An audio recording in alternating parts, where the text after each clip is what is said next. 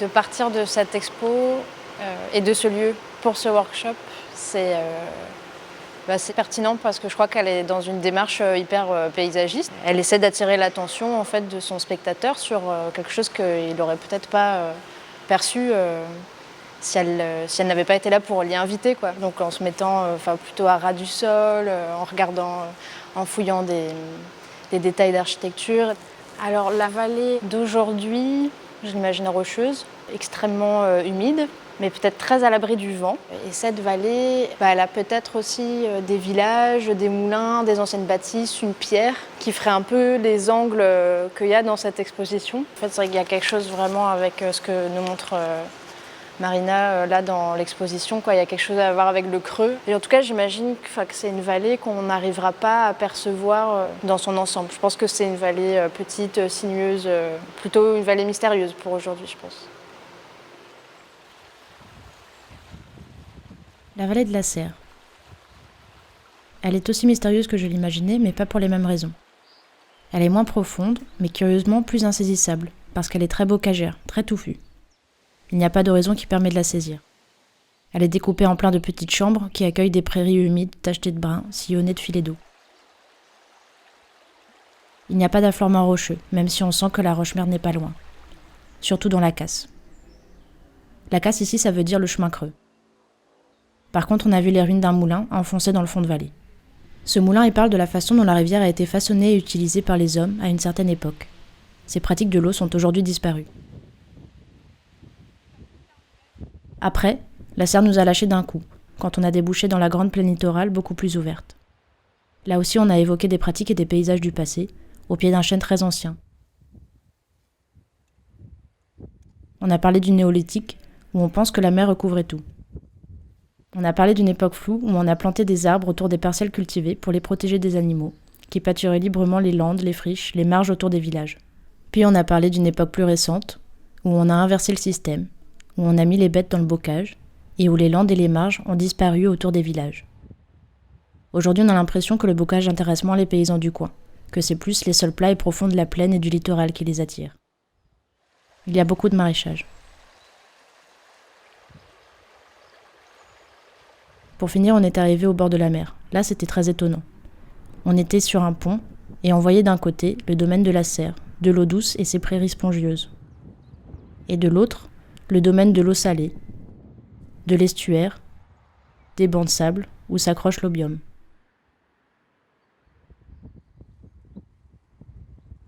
Même si c'était un pont en granit, la limite était vraiment très ténue. Comme si les sillons de la plaine se prolongeaient dans les épis de la baie. Des sédiments, au sable, à la mer.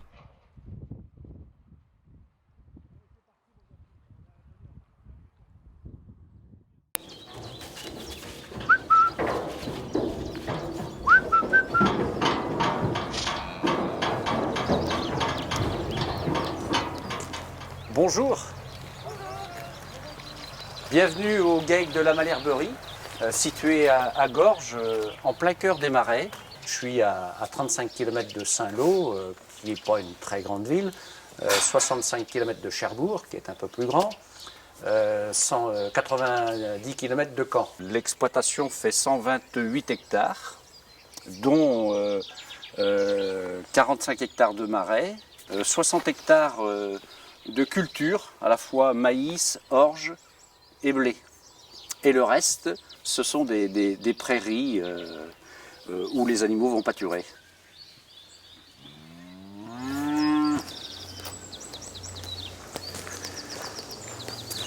La traite en robot est très naturelle. C'est un peu le principe du veau qui est sous sa mère. C'est pas le veau qui décide quand il va boire, c'est la vache qui autorise le veau à boire. Donc la caméra voit le pis de la vache et donc branche systématiquement selon les ordres. Là ici on doit avoir la vache numéro 22 et la vache numéro 68 au premier box là-bas. Là c'est bien la 22 qui est là. Donc il n'y a pas d'erreur. C'est une semoulette où vous avez donc à la fois le calcium, le phosphore, le potassium, Une panoplie d'oligo-éléments, fer, zinc, cuivre, cobalt. On est à entre 29 et 30 kg de lait par vache et par jour. Donc ici, on a l'élevage des petites genisses. Vous voyez le ballon en inox là. Donc on met un sac de poudre de 25 kg, c'est de la poudre de lait qui vient de notre coopérative d'Isigny Sainte-Mère. 65% du lait part à l'exportation. L'objectif d'un foin grossier ou d'une paille, c'est de développer la panse. C'est la capacité d'une vache à produire du lait. Plus sa panse va être développée, si elle a une capacité laitière, elle donnera plus de lait parce qu'elle va manger davantage. On doit travailler le résultat, le bas de page. Donc j'obéis aux ordres et je fais en sorte que notre résultat soit plutôt positif, quoi. Nos anciens avaient des remèdes. Quand le hou commence à être sec, je le dépends et je le brûle. Et normalement, les dartes de mes petits veaux vont partir. Donc en travaillant dimanche, je suis responsable du robot toute la semaine. C'est-à-dire que jour et nuit, je peux t'appeler. Le Mi-One de chez GEA, c'est un bras qui peut brancher de 1 à 5 box en ligne. Donc le coût, 180 000 €. Le robot, son travail, c'est de repérer, première chose, tous les animaux grâce à la porte de tri. Donc chaque animal a un collier que moi j'ai enregistré donc, au niveau du robot et donc tout est identifié. Le robot donc, nous enregistre toute la production de chaque traite, nous cumule la production de sa journée, son temps de traite, le pourcentage de capacité du robot dans la journée. Ça m'a apporté, je pense, beaucoup de paisibilité dans le travail. On n'a jamais aussi bien mangé en France qu'aujourd'hui. Je mange du fromage de chez Isigny au lait cru. Pas de fromage pasteurisé. Un bon lait cru, c'est quand même quelque chose. J'en ai les papilles d'ailleurs qui travaillent là.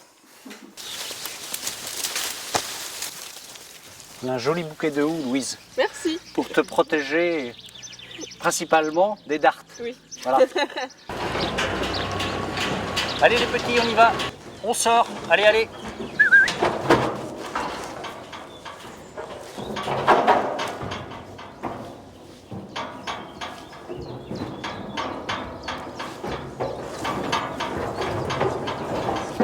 Oui.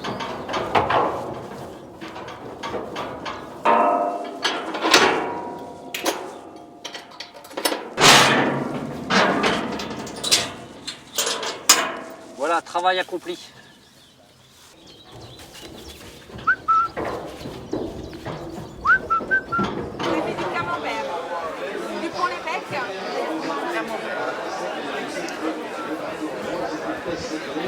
Et là, vous avez des livres. Bonjour Émilie de la fromagerie Gillot. Tout d'abord, est-ce que vous pouvez nous expliquer ce qu'est un fromage d'origine AOP ? Alors, un fromage d'origine d'AOP, en fait, c'est un territoire avant tout. C'est le lien au territoire qui est important et c'est aussi la garantie en fait de savoir-faire ancestraux. C'est des fromages forcément qui ont une histoire. C'est des fromages avec du goût, c'est du fromage qui parle d'un territoire. Un fromage AOP, il y a un cahier des charges. Et il y a un cahier des charges pour les producteurs et il y a un cahier des charges pour les fabricants. Et pour le cahier des charges producteurs, l'idée c'est de préserver et de garantir le lien au terroir. Quels sont les fromages emblématiques de la région ? Alors en Normandie, il y a 4 AOP. Donc il y a le camembert, qui est le plus célèbre et le plus connu, qui est vraiment même l'emblème gastronomique de la France, que ce soit en France ou à l'international. Ensuite, il y a le pont l'évêque, le Livaro et également le Neuchâtel. Aujourd'hui, le camembert de Normandie, il est exclusivement au lait cru. C'est un lait qui est encore vivant, il n'a pas été chauffé à plus de 40 degrés. Donc en fait, il y a encore beaucoup de fleurs. C'est ce qui fait qu'en fait que les produits au lait cru sont généralement beaucoup plus au niveau aromatique. Les arômes sont beaucoup plus développés. Par contre, que ce soit pour l'Olivaro ou le Pont-l'Évêque, qui sont deux autres AOP normandes, il y a la possibilité, il y a des produits au lait cru, mais il y a également la possibilité qu'ils soient pasteurisés ou thermisés ou microfiltrés. Un lait pasteurisé, c'est un lait en fait qui a été chauffé en fonction d'un temps, et c'est vrai qu'on enlève en fait toutes les bactéries, donc des bonnes, mais également des mauvaises. On a tendance parfois à confondre un petit peu le Livaro et le Pont-l'Évêque. Quelle est la différence concrètement de ces deux fromages? Déjà, on les reconnaît à leur forme. Il y en a un qui est rond et qui est un petit peu plus épais, alors que le Pont-l'Évêque, lui, il est carré. À la base, on est sur du lait, des ferments et du sel, quasiment pour tous les fromages à lait de vache. Et il y a une diversité des goûts, il y a une diversité des textures, et ça, je trouve que c'est assez exceptionnel dans le fromage. Je sais pas moi. Mais c'est en haut? Ah si. Ah, Oh la vache. la vache, oui.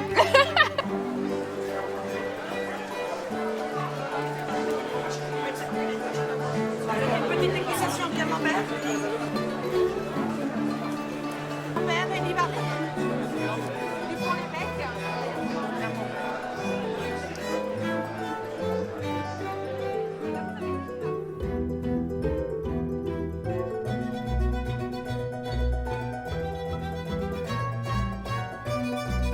Moi j'aime tous les fromages. Le comté, le fromage du Jura, le morbier, le Saint-Nectaire, Le Beaufort, le Master. Le morbier, le Livaro, le Pont-l'Évêque. mais là c'est le Livaro que je préfère. J'aime bien le comté. Le comté. Le comté. pareil. Mais pas trop fait. Et surtout s'il est au lait cru. J'aime bien les camemberts relevés. Dès que c'est pasteurisé, ça change le goût. C'est moins naturel. Camembert, j'ai été élevé au camembert. C'est dans les gènes. Ouais, c'est dans les gènes, c'est ça.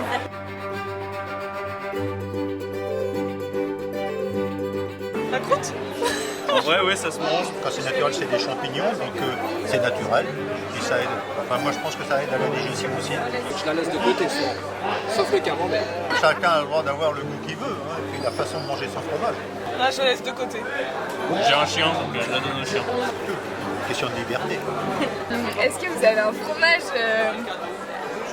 à nous conseiller pour un premier rendez-vous avec quelqu'un ou à nous déconseiller? Un bon camembert coulant. Ça, Bah, le camembert, Le camembert. y a pas de... ça reste pas en bouche après.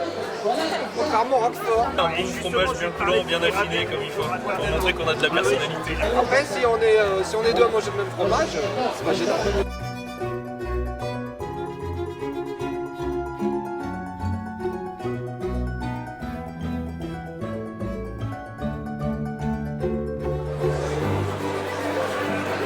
Moi, je collectionne la Seine-Maritime.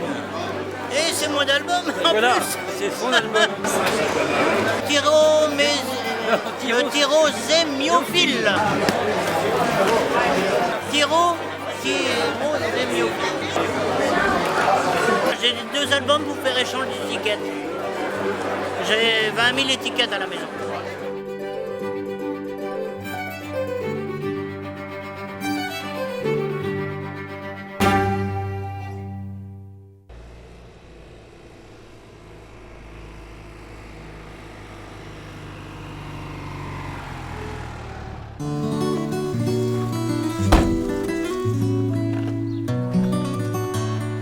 Qu'est-ce que tu fais là? Je suis venue voir un petit peu comment tu travailles. Ouais, Tu dis bonjour. je récolte des radis.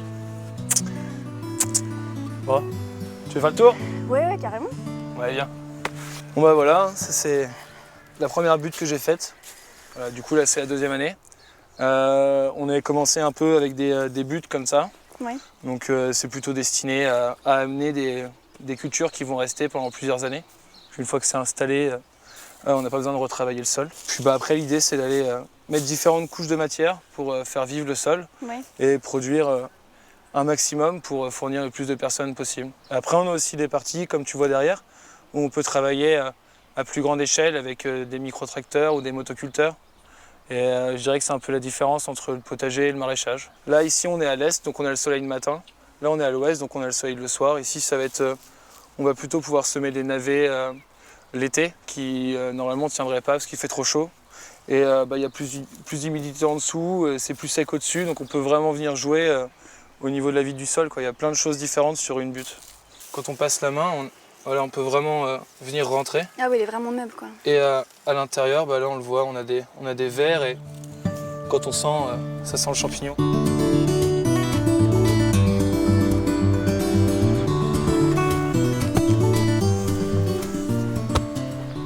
Bah alors Albert, c'est quoi tes tapis blancs là? T'es encore allé chez Ikea ou quoi? Bah comme tu vois, c'est de la moquette. Hein. Non, je rigole, c'est de la fibre de bois et de la corde recyclée. Moi je mets ça, puis les mauvaises herbes poussent pas, puis on plante directement là-dedans, quoi. Mais là, si tu te fous de ma gueule, t'as qu'à le faire. Hein. Ok, merci, il a failli me tuer. Enfin bon, faire les trous, ça n'a pas l'air si compliqué. Hein. Hop, petite scène d'artiste. C'est ta tête que je vais faire un trou. Vas-y, tape. Voilà. Allez, tu peux continuer. Tu vas mètres, sentir la différence entre le potager et le maraîchage. Hein. Ouais, c'est sûr. Oh là là, stop, arrête. Tu veux que je te montre? Vas-y, montre-moi champion. Regarde. Tu prennes de l'élan. Donc voilà, donc après tu ouvres bien. Puis tu viens bien creuser profond. Tu mets ta petite courge. Tu vas pouvoir essayer. Voilà. L'écologie, c'est important. Ouais. Pourquoi tu mets les buttes aussi haut? Il y a vachement de terre au final. Ouais, en fait c'est pour éviter de se faire mal au dos. Puis il y a un côté graphique, ça rappelle un peu les talus cauchois. C'est la même chose qu'il y a sous les arbres là-bas.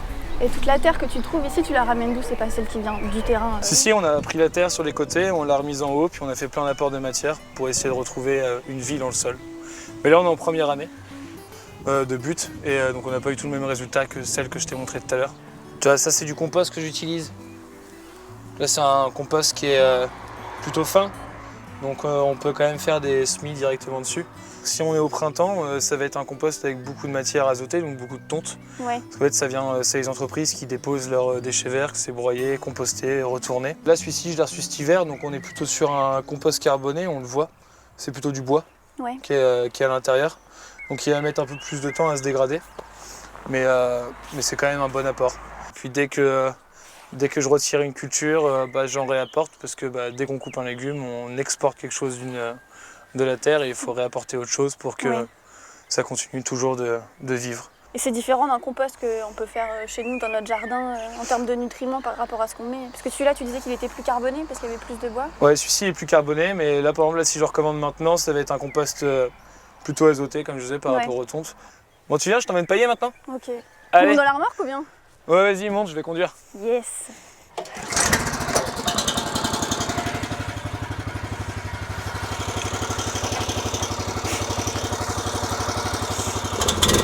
Yes. Ça va, t'es bien installé? Vas-y, je suis accrochée. Allez, c'est parti, l'amour est dans le pré.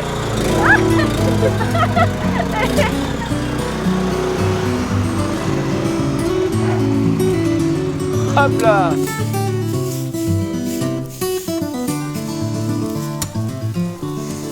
Bon, en tout cas, c'est sympa de venir m'aider. Hein.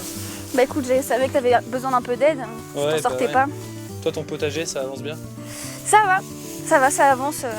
Mais bon, c'est les débuts parce que je suis en train de tout apprendre. C'est ça. En fait, tu veux que je te montre un autre paillage? Ouais, carrément. Il y a des différences entre les paillages alors? Ouais, il y a plein de paillages différents. Hein. Là, j'en ai un autre, c'est du miscanthus. Miscanthus. Ouais, bizarre, tu vas voir. L'intérêt du paillage aussi, c'est que le sol reste toujours humide. Et on a vraiment un sol plutôt bon en dessous, quoi. En fait, l'idéal, c'est toujours finir par une couche carbonée. C'est-à-dire que là, il faudrait d'abord mettre de la tonte fraîche et après mettre du paillage comme ça. Après, remettre de la tonte. Remettre du paillage. C'est toujours bien de fonctionner avec des couches. Lasagnes, en fait. Et là, on le voit, le paillage, il a attiré un rongeur. Mais bon, on fonctionne avec tous les éléments, donc faut essayer de trouver l'équilibre. Mais c'est ça qui prend du temps avec ces techniques de culture, c'est trouver l'équilibre entre les oiseaux, la faune du sol, la flore du sol, et que tout fonctionne à peu près correctement. Bon tiens, comme tu t'es fait manger tes choux, si tu veux, je peux te donner 2 plaques là. Ouais, super. Ouais. Ça dans mon potager. Tu vas peut-être pouvoir te mettre un peu à bosser. Hein. Ouais, je vais arrêter de faire semblant. Ça va aller de se promener. Et puis il faudra que tu viennes voir mon potager comment ça avance. Ouais, pas de problème, avec plaisir. Bon allez, on arrête de se promener, je vais travailler maintenant. Salut, bon courage. Ciao.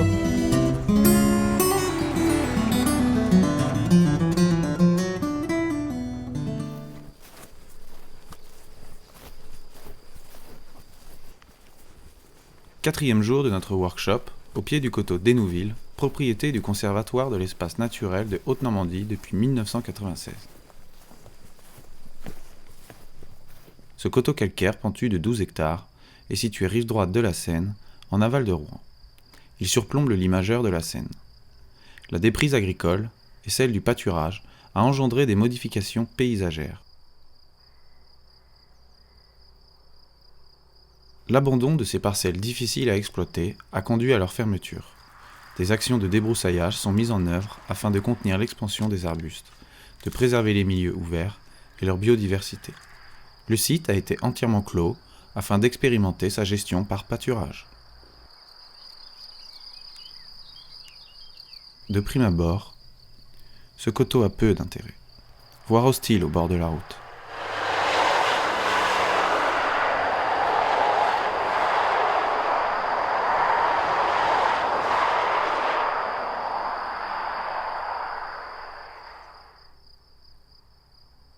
Le défrichage de cette zone y a fait renaître vie et lumière.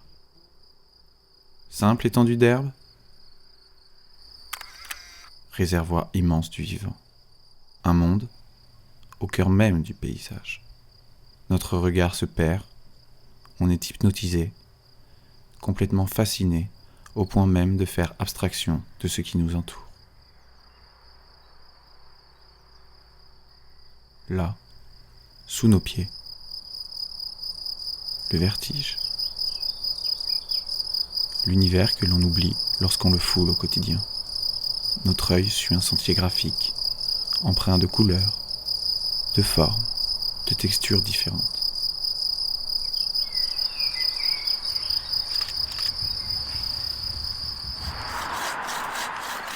L'intervention humaine n'entrave pas la force de cette nature qui jaillit.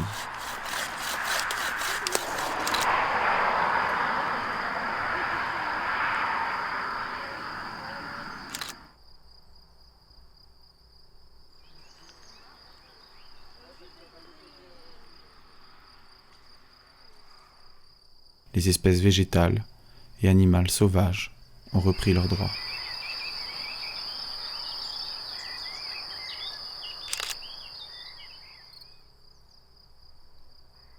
Des sons, des chants, des odeurs, des vibrations.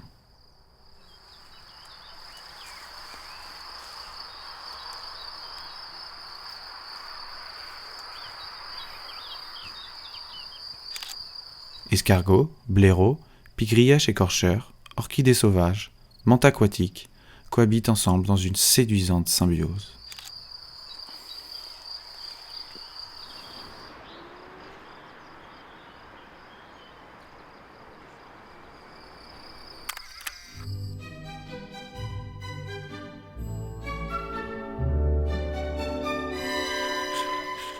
C'est compliqué. T'es sûr que c'est la SAFER pour ça? Ouais, c'est surface agricole, foncier. Ah oui, c'est ruraux, vrai. je sais pas quoi, Oui, c'est vrai.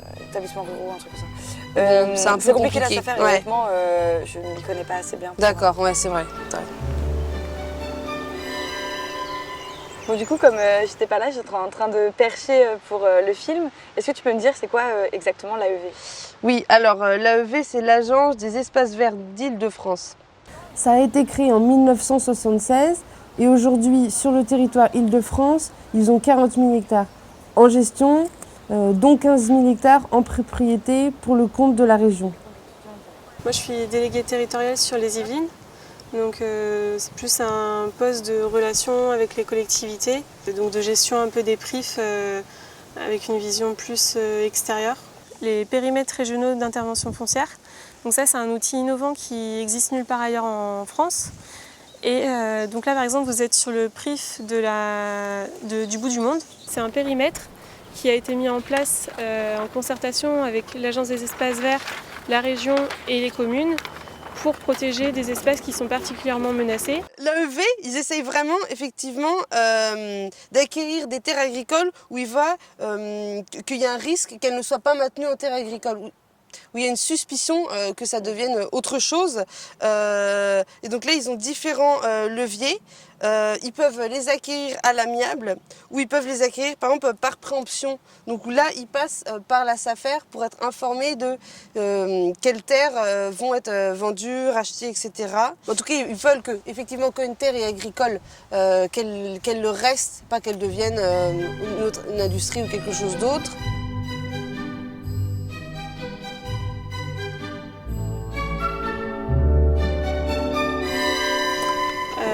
Est-ce que vous connaissez un peu la trame verte et bleue? Ah oui, certains, pas du tout. D'accord. C'est une politique nationale qui vise à réaliser des continuités entre les espaces verts, donc ça peut être des friches, des prairies, des forêts, et aussi les espaces bleus, les fleuves, les rivières, comme la Seine. Et en fait, le fait de réaliser des continuités entre ces différents espaces, ça permet à la biodiversité de pouvoir continuer à aller de chemin en chemin et à protéger la biodiversité. Un espace cohérent, c'est aussi un espace continu qui est assez grand pour qu'il y ait peut-être toute une exploitation plutôt qu'un espace très très morcelé où en fait ce dont on parlait c'est que les continuités écologiques ou les trames vertes, les trames bleues seraient en fait complètement court-circuitées par des infrastructures. L'objectif ici c'est de préserver l'écosystème existant et pour ça ils essayent aussi de sensibiliser et d'éduquer les gens pour qu'ils comprennent qu'il faut protéger, respecter cet endroit. Ah, c'est agréable. Oui.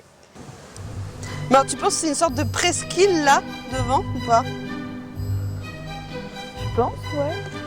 Mais c'est peut-être même une île. Ah oui.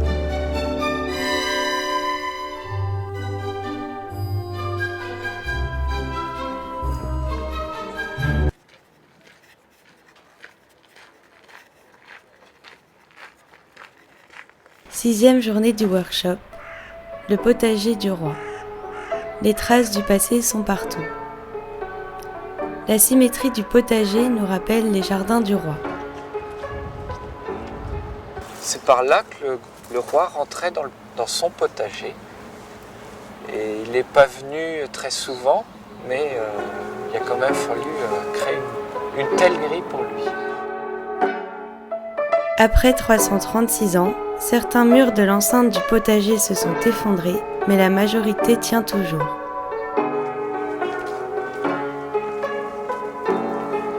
Donc cet endroit qui était un ensemble d'étangs, un marais si vous voulez, il a fallu l'assainir, retirer toute l'eau, la drainer pour l'amener vers la pièce d'eau des Suisses. On a creusé pour remblayer au niveau du potager. Donc il y a eu un mouvement assez important de terre. L'arrivée d'eau permettait d'apporter l'eau à ces endroits-là, ce qui permettait de faire moins de distance par rapport au bassin central.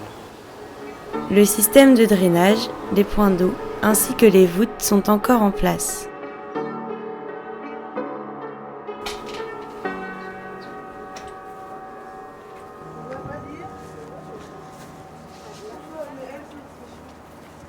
Il y a aussi eu toute une succession de murs qui ont été montés autour du grand carré, en plus des terrasses. Tout ça, c'est pour créer des occasions de palissage le long des murs, et puis pour créer des microclimats, pour protéger des vents aussi, et puis protéger des intrusions. Ce qui était cultivé ici, c'était pour la cour et pas pour le peuple. Les fils sont tendus, tout ça c'est fait pour palisser les plantes. Ils ne sont pas à leur forme libre, donc c'était tout un art si vous voulez. C'était une forme esthétique davantage, oui, plus qu'un... mais après c'était aussi, parce qu'on est sur des carrés, où il y a peu de place pour les fruitiers, en port libre, eh bien il fallait réduire leur volume au maximum. Le jardin est composé d'arbres dont la forme est imposée. Ils sont palissés, enfermés, attachés, maîtrisés, domptés, alignés et cerclés de structures métalliques.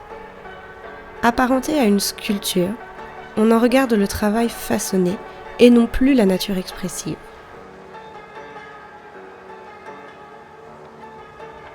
Le potager du roi, ça a été aussi l'école d'horticulture où il y a eu beaucoup d'essais, et notamment sur les traitements. Et puis, on a un peu dopé nos arbres. Et puis aussitôt qu'il y avait des petites bestioles et des petites attaques, eh ben, on traitait. Donc ces arbres-là, ils ont été habitués à ça. Depuis quelques années, on a tout stoppé. L'arrêt était assez brutal. Donc pour ces arbres-là, ça a été difficile de réagir. Donc ils sont dans une phase où ils dépérissent et il faut les remplacer. Et quand on remplace les arbres, il faut remplacer toutes les structures métalliques. De nouvelles générations arrivent, mais ce jardin royal est immuable. Il y a un escargot, attention.